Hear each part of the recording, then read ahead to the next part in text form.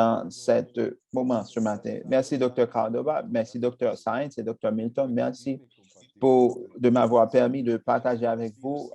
Il y a beaucoup de visages connus. Je me sens chez moi. Je me sens aussi un peu nerveux parce que cela fait près de 16 ans, je ne suis pas chez moi à la maison. Je vais partager le ministère, une théologie biblique sur les... c'est important d'avoir vos cahiers en vos mains. Nous allons très vite. Il y a beaucoup de matériel et il y a beaucoup de Bibles aussi. Nous allons lire beaucoup de Bibles, beaucoup de versets. Quelquefois, quand nous avons la parole de Dieu, nous la lisons. Nous allons voir comment aller. Nous allons avoir des moments d'interaction. Nous allons aussi partager ces 2 heures de temps et demi ensemble. Le ministère dans l'Église locale, comme nous la présente. Mentor-discípulos.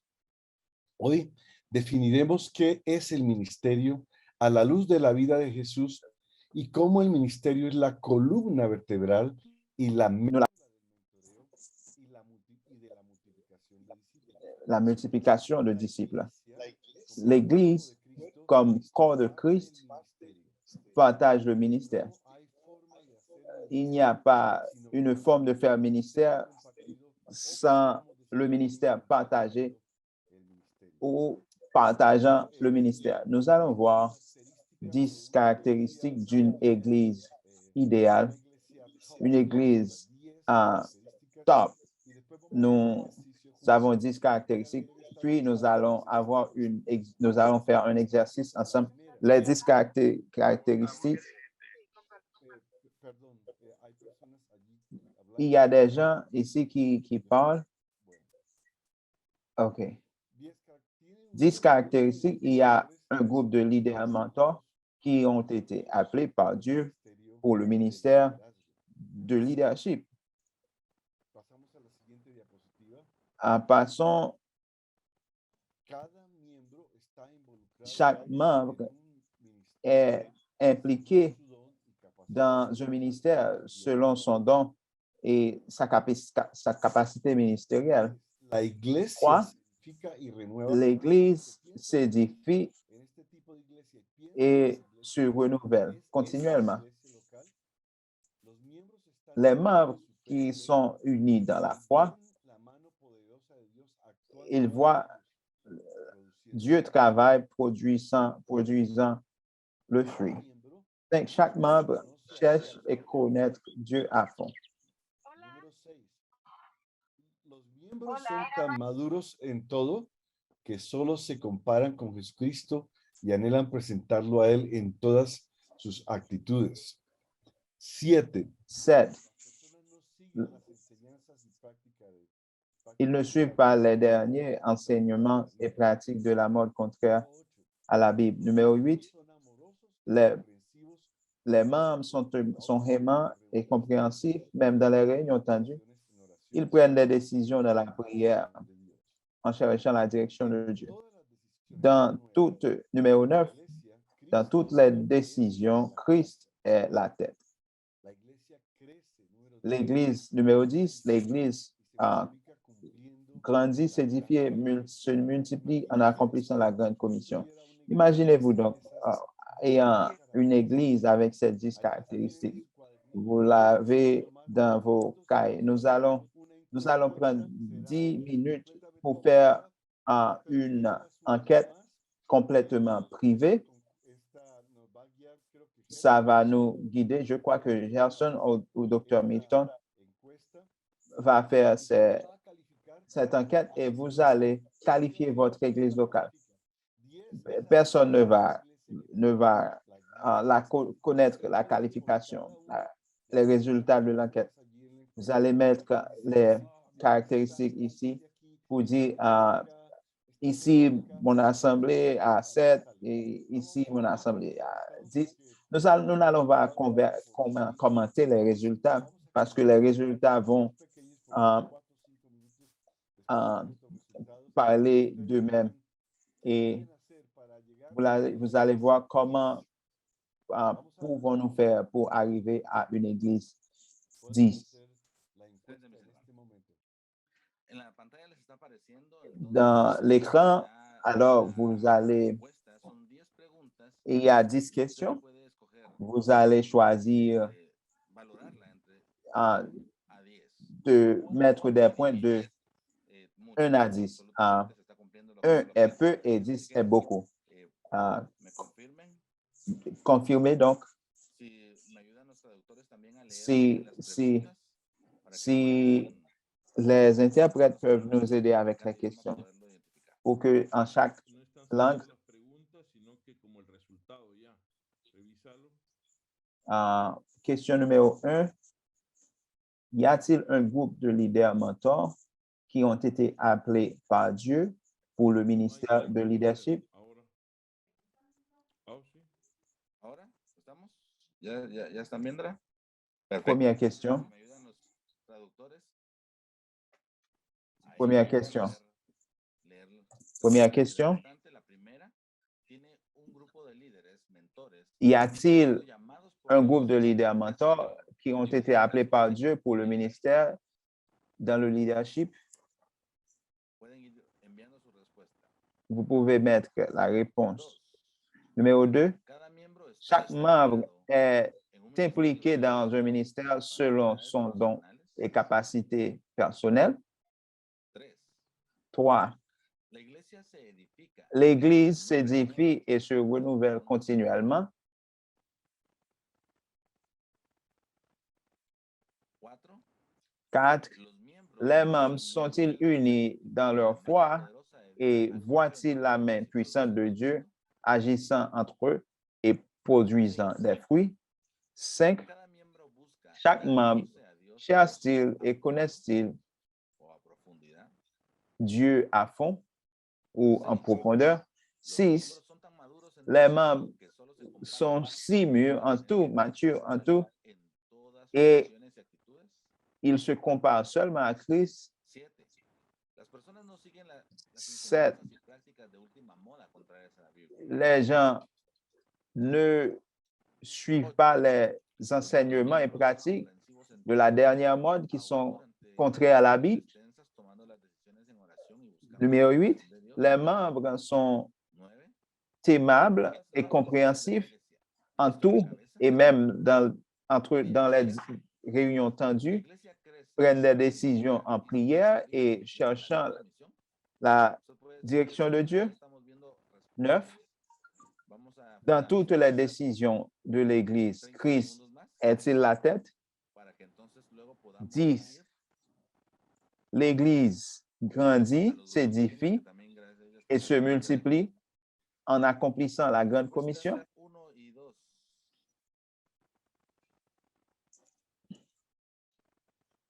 ¿Hay algún grupo de líderes mentores?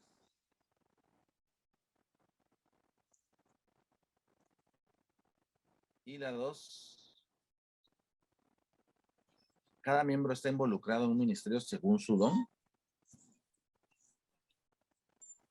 ¿Estamos listos para finalizar la votación? Nous sommes prêts à terminer l'enquête. Il y a 73% de gens présents ici qui ont répondu. Nous allons donner quelques secondes.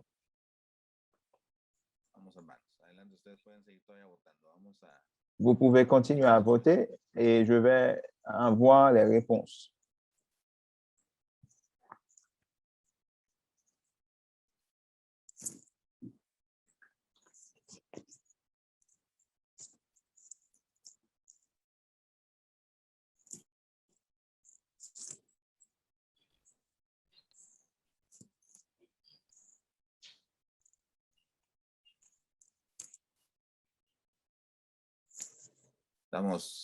Estamos listos. Ya Nous sommes prêts.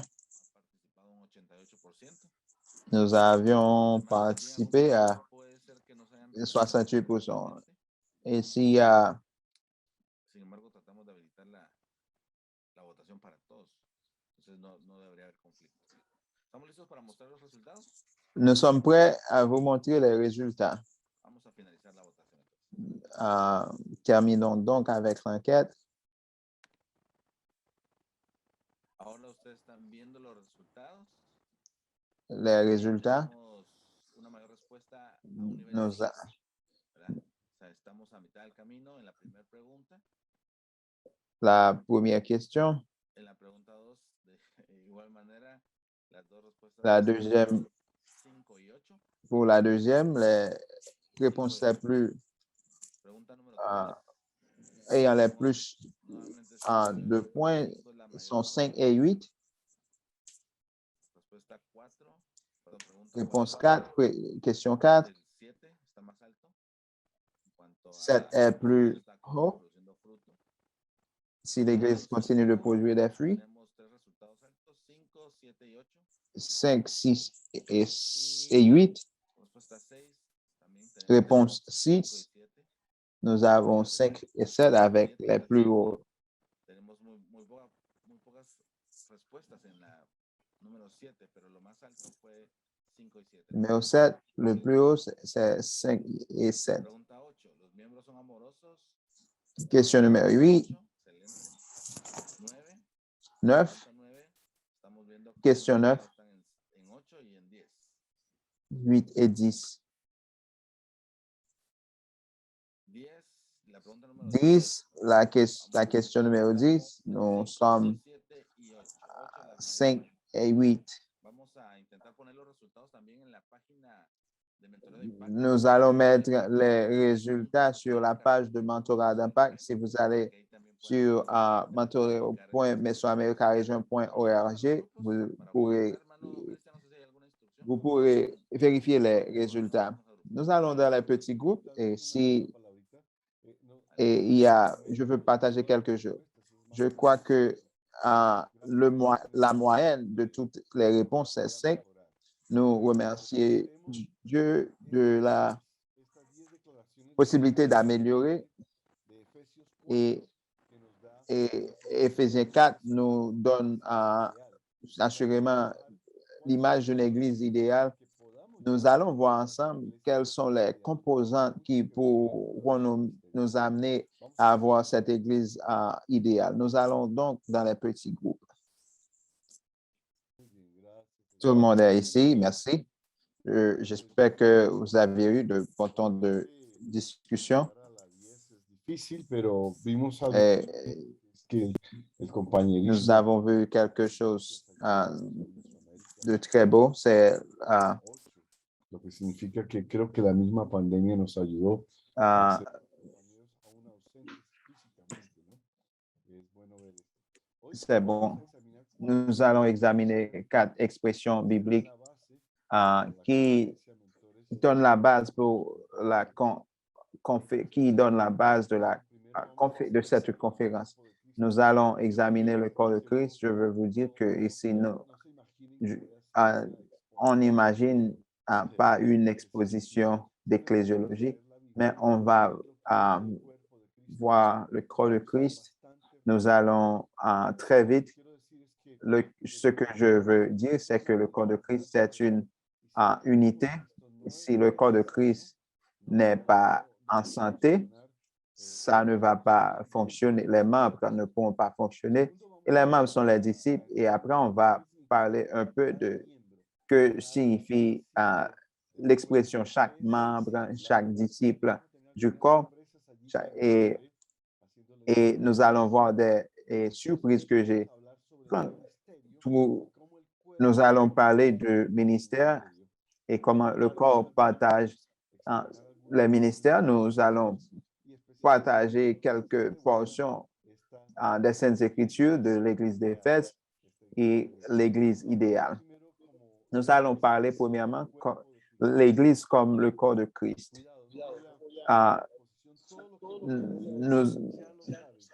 Vous avez déjà su tout ce que je vais partager avec vous. Nous allons lire beaucoup de versets bibliques et peut-être vous pourrez vous sentir un peu. Nous allons nous concentrer sur la parole de Dieu Et la part 2, j'ai mis les titres pour les versets. Paul utilise une image très familière pour chacun de nous. Nous, je ne sais pas combien de temps quelqu'un passe par devant un miroir. Nous sommes très familiers avec notre corps. Quelquefois, si nous avons de la douleur ou une blessure, le corps,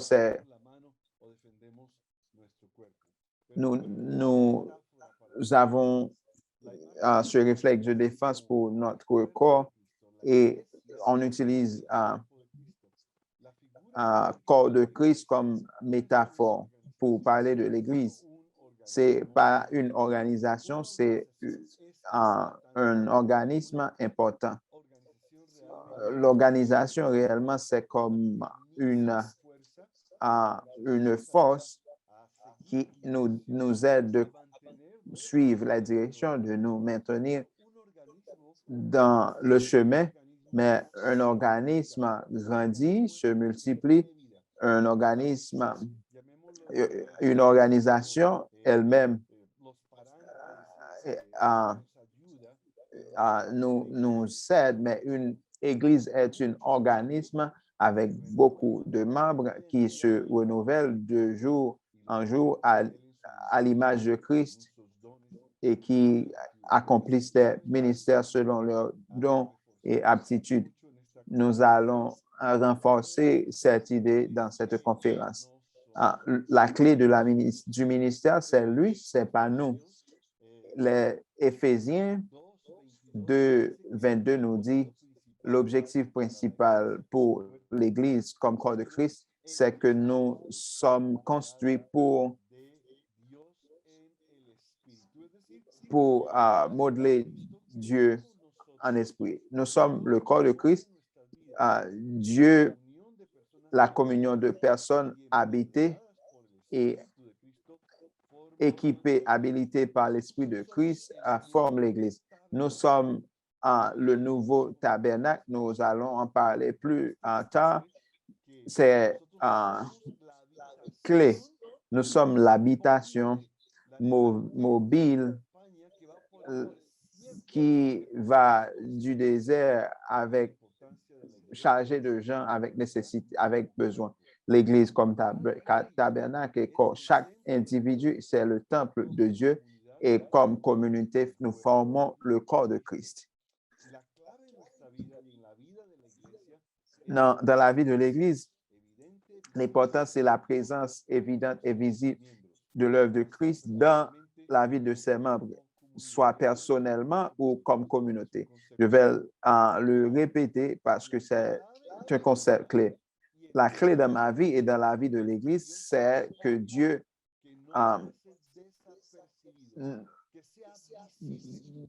que cela soit visible, comment Dieu peut être visible dans ma vie et dans la vie de l'Église. Nous allons examiner quelques éléments du corps de Christ. Évidemment, le principal membre, c'est Christ qui est la tête du corps. Je vais lire quelques passages et principes qui dérivent de Christ comme la tête de l'Église. Vous êtes là, et c'est là dans vos cahiers, dans Éphésiens 4, 15. Croissons donc dans celui qui est la tête, le Christ.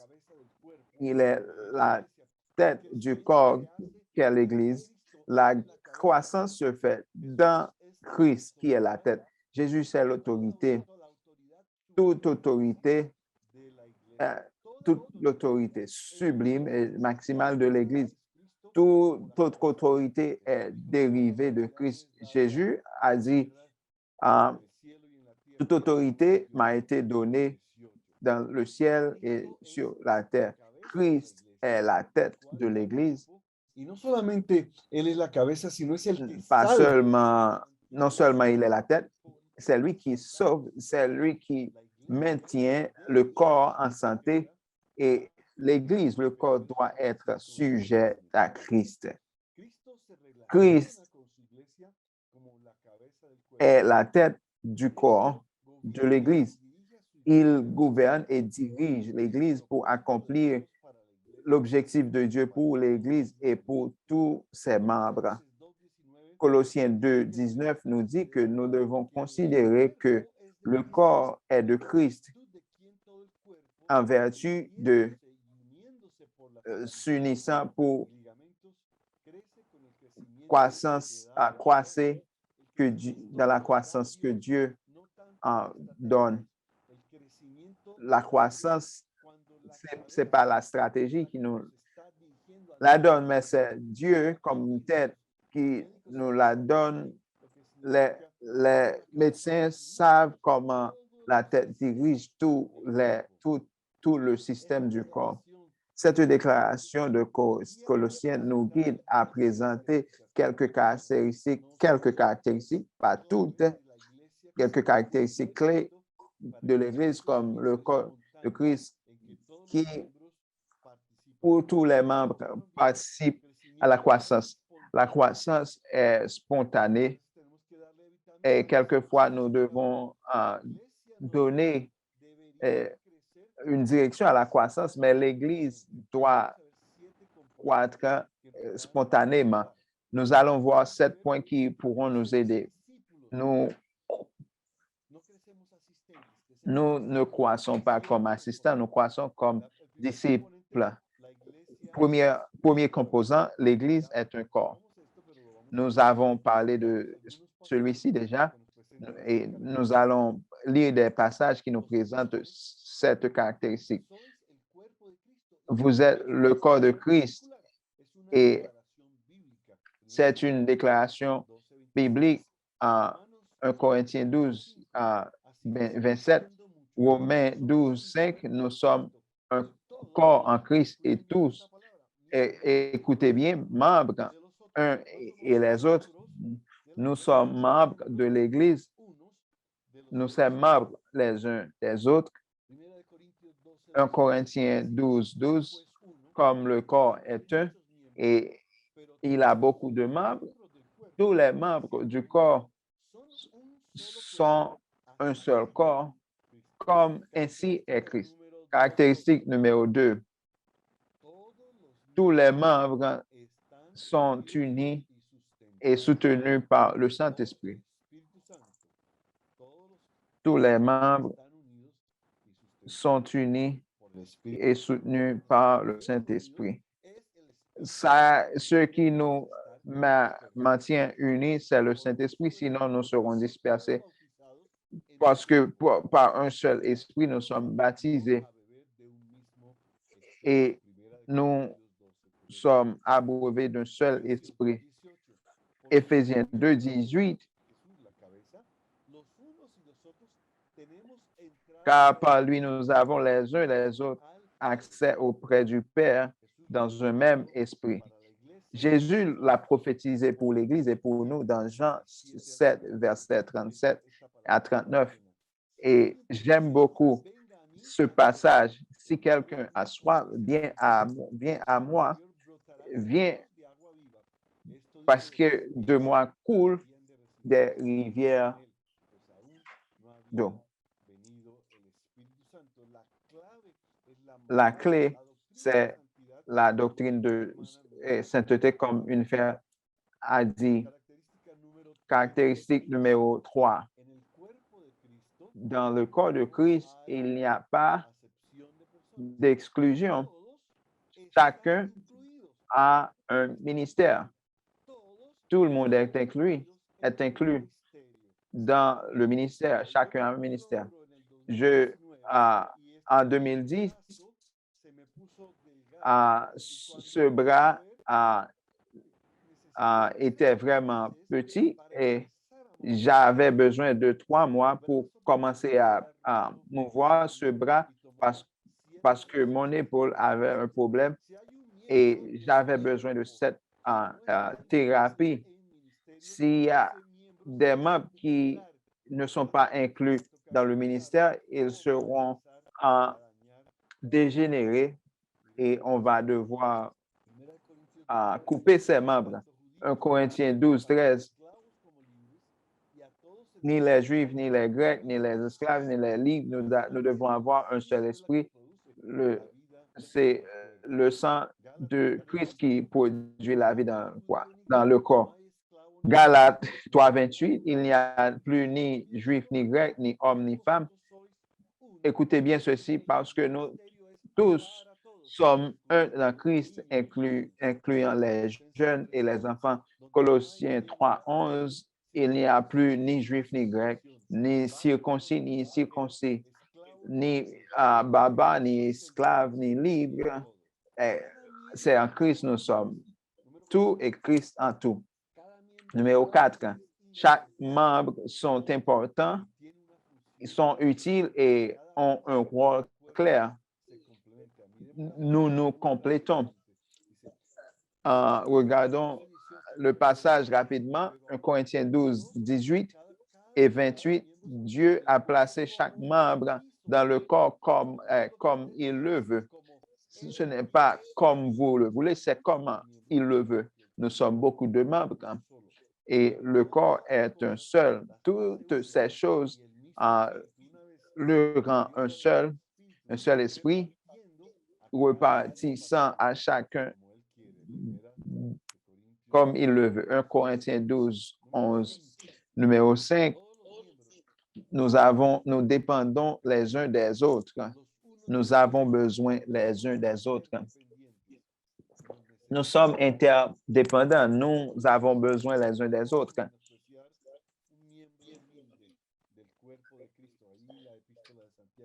Dans l'épître de Jacques et dans 1 Corinthiens 12:21, il est dit, l'un ne peut dire qu'il n'a point besoin de la tête. Thessaloniciens 5:11, édifions-nous les uns les autres. Galates 6:2. Las cargas de nosotros y la ley de Cristo nos necesita. Porter les charges les uns des autres. Nous sommes interdépendants.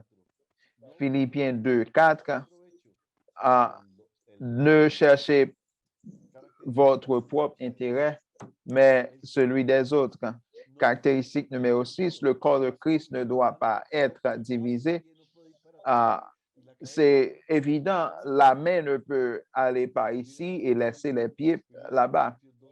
1 Corinthiens 12:25-26. Le corps n'est pas divisé, tous les membres s'occupent les uns des autres. D'une manière, si un membre paraît être en douleur, tous les autres souffrent avec lui. Et Romains 16:17-18, je prie les frères et sœurs, les gens qui sont en cause des divisions.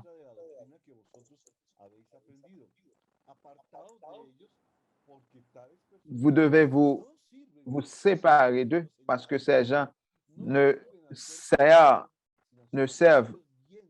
au corps de Christ, mais leurs propres intérêts.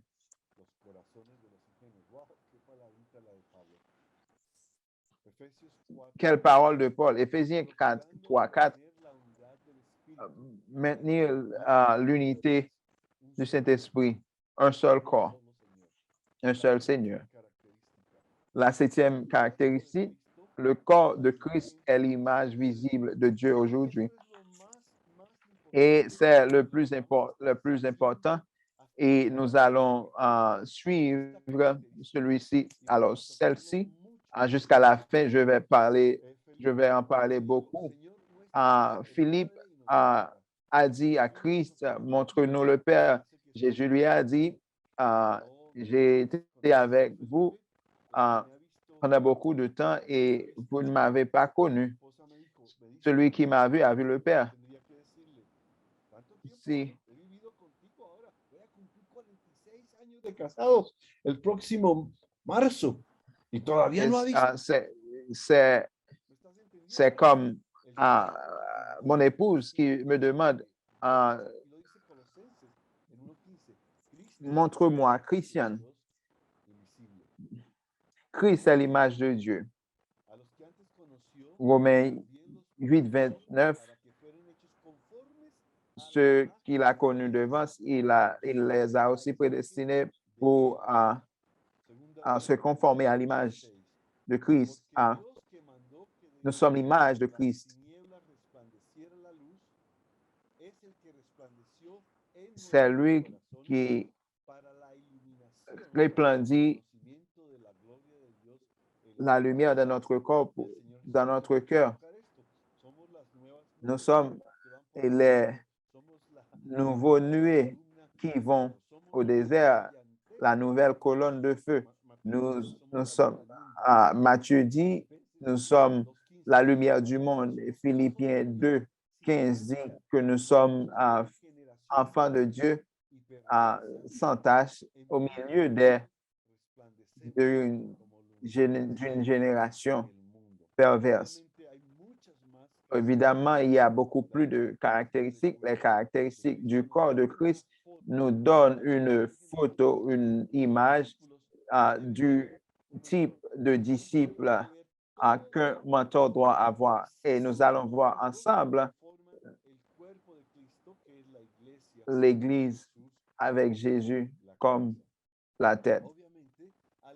Évidemment, en étudiant la formation de disciples, nous allons voir l'image du mentor qui le forge, voir donc comment le disciple se comporte. Et vous allez voir que le disciple imite le mentor. Nous allons à la prochaine partie en parlant de disciples et formation de disciples. Nous allons toucher 3 et 4 choses et après, nous allons continuer pour une discussion en groupe. La première caractéristique d'un mentor est la grande commission. La grande commission. La première caractéristique d'un mentor, c'est d'accomplir la grande commission, faire des disciples. Si vous êtes un mentor, vous allez faire des disciples. La grande commission a dit faire des disciples. Le verbe aller, ce n'est pas l'impératif, vous le savez tous, c'est un participe pluriel définitif. C'est une chose qui se fait continuellement. Matthieu 20, 19, la traduction serait pendant que nous sommes dans l'autobus, pendant que nous parlions à notre femme et n'étant sur Facebook, dans toutes les circonstances, nous devons accomplir l'impératif de faire des disciples. La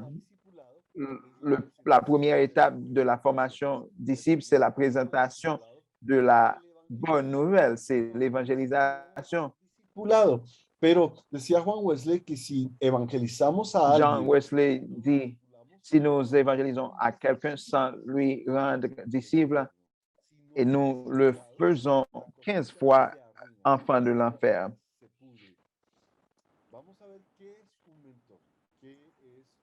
Nous allons voir qui est un mentor, qui est un disciple.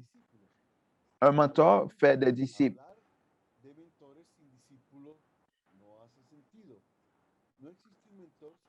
Il n'existe pas de mentor sans disciple ou sans suiveur. La définition idéale d'un mentor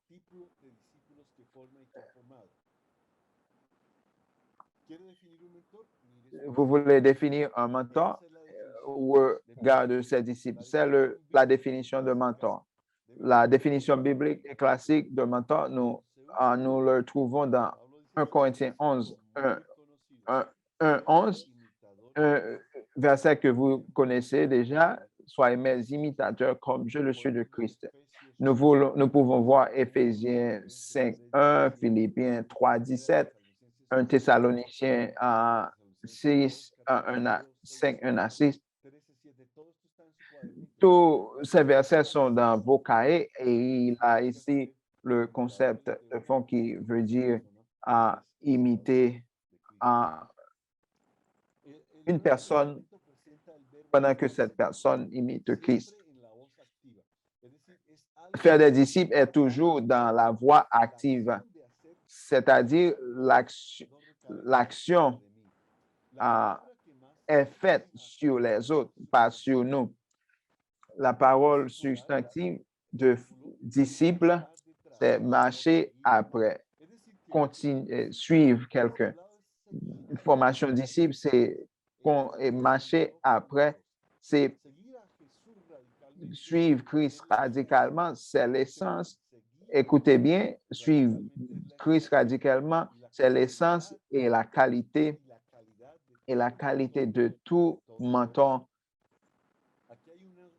Et ici, il y a des données curieuses que je vais, et après, vous pourrez les commenter dans votre groupe. Nous allons, le dictionnaire biblique encodeur a fait toute la référence dans tous les 262 références aux disciples trouvant dans le Nouveau Testament se trouvent dans les évangiles.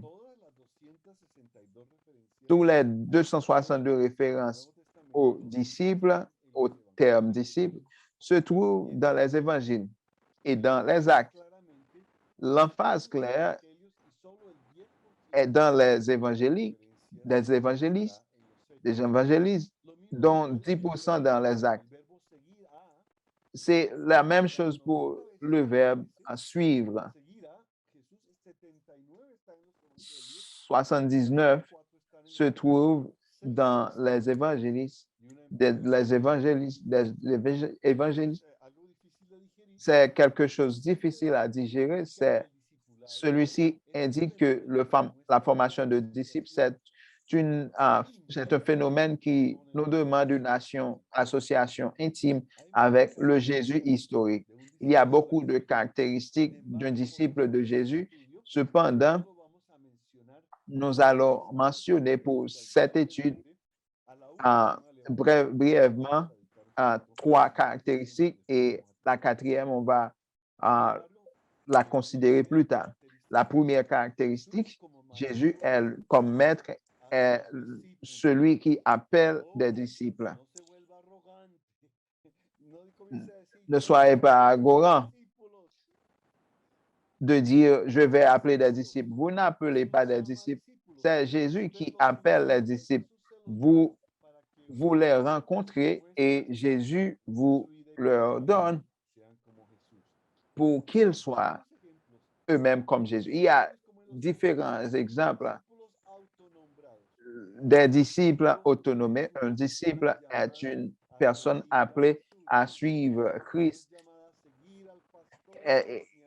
Le disciple n'est pas appelé à suivre le surintendant ni les membres du conseil. Il est appelé à suivre seulement et seulement Jésus. C'est une personne qui a une relation intense et intime avec Jésus-Christ dans son ministère. L'appel de Jésus, numéro 3, demande une rupture complète avec le passé. Il y a beaucoup de versets dans votre cahier. Marc 1, 16 à 20, Marc 8, 34, etc. Quatrièmement, c'est la caractéristique qui m'intéresse la plus. Les autres sont intéressantes et il y a beaucoup de caractéristiques comme ça d'un disciple. Mais cette 4e est très importante parce que nous avons basé la formation de disciples sur quelque chose que la parole de Dieu n'a pas mentionné. Le disciple est un expert du royaume de Dieu. Écoutez donc bien, une personne qui atteint son plus haut potentiel dans le service du royaume. C'est de vous dire, s'il y a un disciple doit arriver, j'ai un problème, pero ese máximo potencial realmente no se ce potentiel maximum le manifesta dans ces 6 packs de mon estomac atteignent son potentiel maximum. Et quand je regarde le miroir, je vais dire, wow, l'idée c'est que chaque membre du corps de Christ arrive à son potentiel maximum.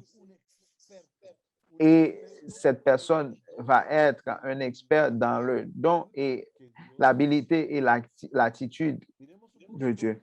Regardons donc un peu les paraboles du royaume dans Matthieu 13. Écrivez, si vous êtes un mentor, quelle attente auriez-vous de votre disciple? Vous devez les amener au niveau maximum de son ministère. Jésus a dit habéis entendido todas à ses disciples, ils ont écouté toutes ces choses et ils ont répondu oui au Seigneur. Et il a dit que le royaume de Dieu est comme un père de famille. Dans Matthieu 13, 51 et 52, Jésus partage avec une multitude. Et après, dans Matthieu 13, 1, et après, il était seul avec ses disciples. Il a répondu à leurs questions, leur a expliqué avec la parabole du semeur. Il leur a donné cette parabole sur le royaume. La dernière semble être un examen pour ses disciples. Cette parabole, ils ont répondu oui, maître. Et la réponse correcte est que Jésus a donné un titre, un certificat à ses disciples. Et le certificat dit maintenant, disciples, vous êtes des scribes, des docteurs dans le royaume dans le royaume des cieux. Il leur a certifié comme docteur et en écrivant expert en royaume des cieux. C'est la définition de disciple que Jésus a donnée. Maintenant, vous êtes des scribes dans le royaume de Dieu. Ça, c'est dans la version Reina Valera en espagnol. Jésus a appelé ses disciples des scribes. Il leur a donné cette qualification en disant qu'ils sont des docteurs dans le royaume des cieux. Ça a attiré mon attention, ce mot docteur. Il y a des autres versions qui ont dit des compris, des experts dans le royaume des cieux. En la parábola esta, Ce qui est intéressant 12, 52 y 53, es que la palabra doctor, y aquí todos nos saludamos, doctor Córdoba, doctor Sáenz, doctor tal. C'est une personne académiquement experte dans le domaine de savoir qui est gradué, qui a un postgradué. Matthieu 28, Matthieu 20, 28, c'est le même mot disciple et c'est le même mot mathétéo. La grande commission pourrait être traduite ainsi: aller faire des docteurs pour le royaume des cieux. Je crois que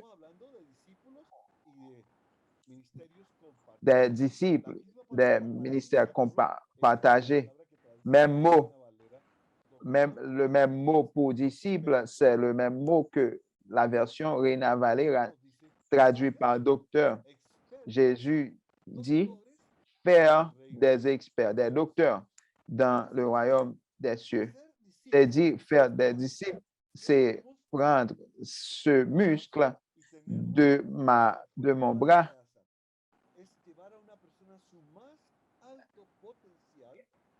permet à ce que la personne arrive à son plus maximum potentiel intégralement. Personnellement, nous avions mis un objectif très bas pour la formation de disciples. Et pour les disciples,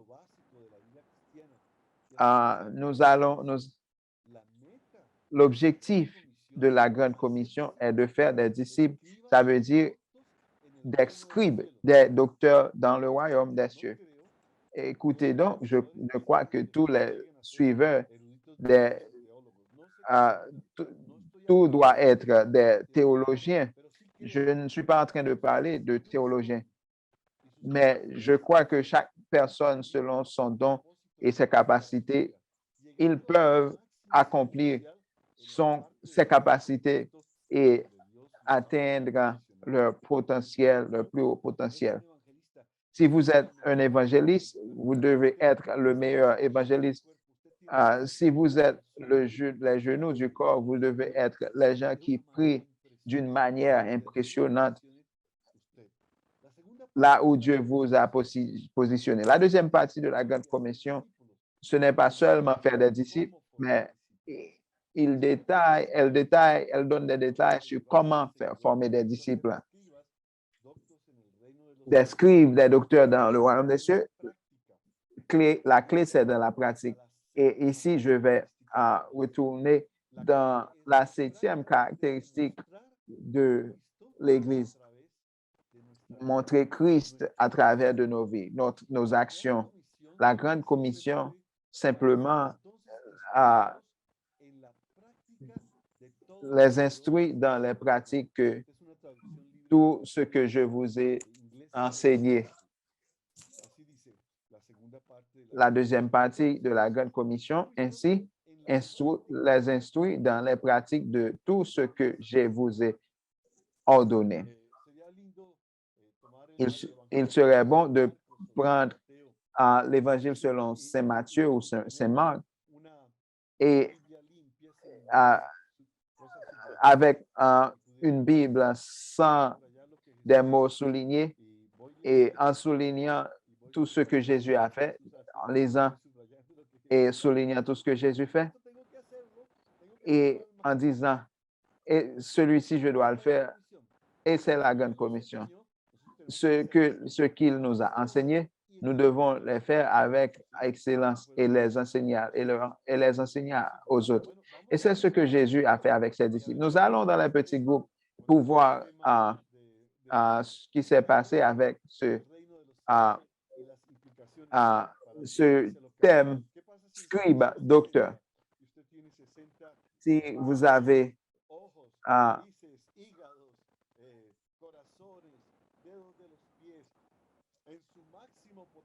dans votre potentiel maximum, nous sommes le potentiel pour la gloire de Dieu, des scribes, des docteurs dans le royaume des cieux. Quelles sont les implications pour votre Église? Vous avez votre temps, Pasteur Milton. Merci, Pasteur Sarmiento.